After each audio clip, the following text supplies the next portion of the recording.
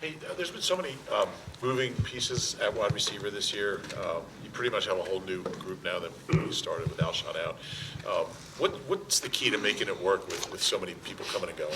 Yeah, it just keeps changing every week, and it's part of the NFL and it's part of the injuries that happen. But I think the key is just keeping everyone confident on the same page. I've seen a lot of these guys throughout the year in practice, and the plays that they make, and just talking ball with them, talking through things, and getting as much reps and as much work as we can. But talking through it a lot and making sure everyone's dialed in on the same page has been key. What's it like? I mean, you guys just called up or promoted Robert Davis, another practice squad guy, so that's like 4 among the skill position guys. I mean, what is that like for you, getting to know them and Yeah, I mean, some of them obviously have been here for a while. Obviously, Rob wasn't here during camp and everything, so each one's kind of different and case by case. Some you've developed a relationship with going back to those off-season moments, and some, right when they get here. So it's talking through things with them, talking to them, getting to know them, both on and off the field as much as you can and as quick as you can. Carson, you've gotten a lot of praise for the way you played Monday night, and it's not just because of the comeback; it's because of the fact that you guys executed the comeback with being shorthanded on offense, with that group of guys, with Boston and Greg, and Josh and those guys. Do you look at it that way too? Do you say to yourself, that makes it better, more special that I did it with those guys? I look at it, and I look at a lot of those guys stepping up and making huge plays, and really a team that really rallied together. We talked about it earlier this week, or after the game, but our backs were against the wall, and guys had to step up and make plays, and they did that. And for me, I came in after the game just super excited to see a lot of those guys that maybe haven't had that opportunity to make a play on Monday Night Football, to put us in a situation that we did, to go out and win. It's a credit to all those guys and how hard they've worked to be ready for that moment. you played some of your best football in that situation? Off Mike's question. Mike Rowe yesterday, from a coaching perspective, called it rewarding when guys like that step up. Obviously, these are your peers, but do you have that same kind of rewarding feel? Absolutely. Absolutely. I mean, it's so rewarding to see all those guys, their hard work through. Everyone's story is different, but to see all their hard work and everything they've gone through to come out on Monday Night Football, backs against the wall, is the situation we were in, and to make plays and go out and get a W the way we did. Playing some of your best football with those guys, not as experienced. Did you have a change in mentality at all? Were you able to play a little more free? Was there a little simplification of things or anything like that? Nothing really. I think for one, Coach did a great job that second half calling the game plan, and guys executed. I think that's really all it came down to, is guys executed. We made a lot of plays. We were able to stay on the field. Obviously, we struggled there early in that game, but I wouldn't say anything drastically changed. We just realized the situation we were in, and it was time to go, and we had to make some plays, and guys did that. What about your preparation in a week like this? I mean, you talked about trying to get on the same page with some of these new receivers and having those conversations, but alone, what are you trying to do, and what changes as you try to find that timing? Yeah, I mean, obviously it's such a fast turnaround, especially playing a Monday night game. So some of that can be tough on the field.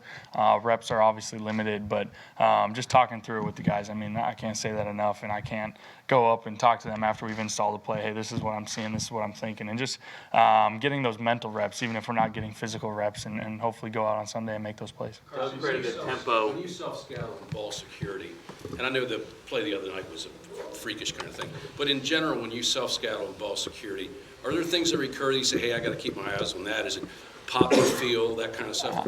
Every case is different.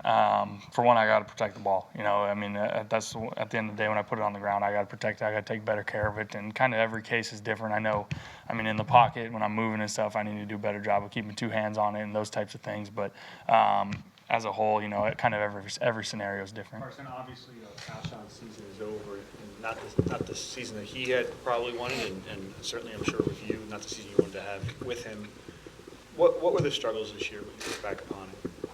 What do you mean? With Alshon.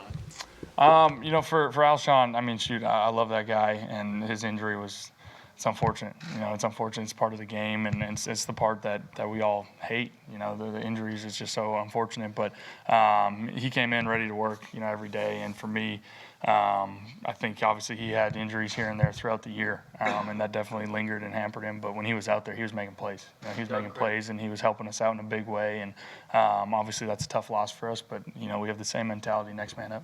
Doug credited tempo with helping to sort of flip the switch in the second half for you guys. Do you think there's room to go to tempo a little bit more in the offense? At times, I think that's one thing I've always loved about Coach since I've been here is he has a feel for when, we need something to change, when we're struggling. And sometimes we do tempo early because that's what we see, when we're scouting other teams. And that's what we see is going to be a spark. And sometimes we get to it later in the game. Some games we don't even use it. I think Coach has a really good feel of that. And I definitely think that was the case the other night. I think that helped us get out of the rut we were in. The term Doug used is that you put the team on your back.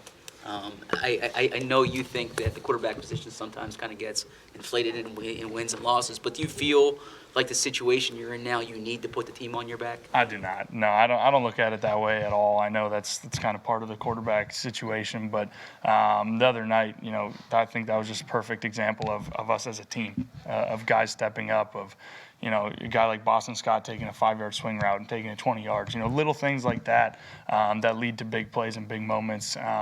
Guys just kept stepping up, and that's what it's going to take. When you went back and watched, were there things other than tempo that got you into a rhythm in that game? Say that again. When you went back and watched, were there things other than the tempo that got you into a rhythm? We just executed. I think whether it was tempo or huddle, plays from the huddle, I think guys just finally stepped up, and we missed plays early that we thought we could have made. That there's throws I could have made, and it's hard to say one thing over another, but I think tempo was a big part of it. Going off of Dave's question, Mike Gross said yesterday that it's all about like finding that completion. It's like in basketball, just getting that one layup, and then you can find that consistency. When you go back to that game, was there one pass, was there one completion where he said, "Hey, I've made that layup, I found my consistency"? I don't necessarily think so in terms of that game, but that kind of mindset, that attitude definitely, within a game, especially when you're struggling and your back's against the wall and you're struggling moving the ball, just, maybe it's that 1 3rd down, that you're able to convert and stay on the field, and that gives you guys momentum or whatever it is. But there was a handful of, completions and guys making sliding catches and making plays that I think really that we all rallied off of and built off of. There's been a sense, for whatever reason, right or wrong, that you and Alshon aren't that close and have had a strained relationship. You just to stand up here and say you love that guy, is that kind of a misconception, and how is your relationship? Yeah, I have a great relationship with Alshon.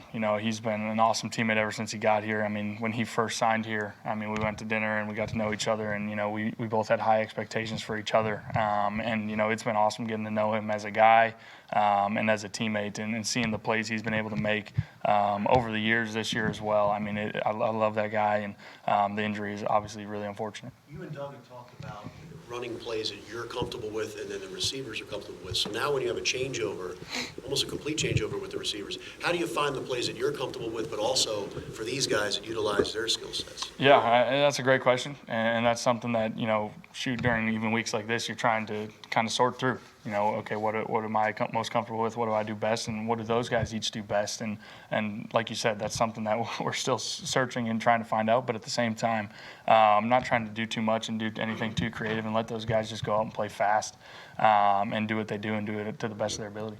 Mike mentioned that he called it comfort food, things that can kind of get a quarterback going.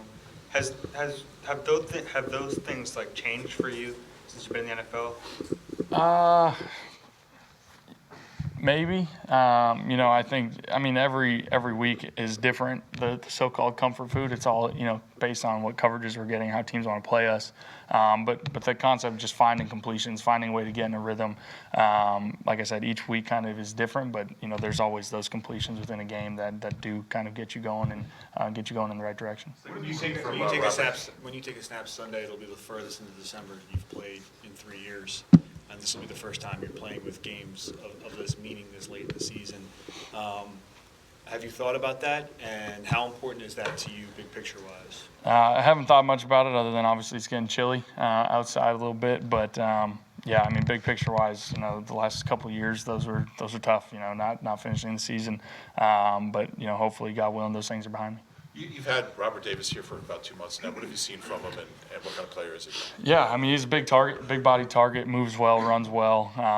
Looks like he has great hands. Obviously, he's been on scout team quite a bit, so I haven't had a ton of work with him. But this week has been important to talk through things with him, to get some reps today on the field with him, and I'm excited for him. I'm excited for him to get his opportunity and go, hopefully, make some plays.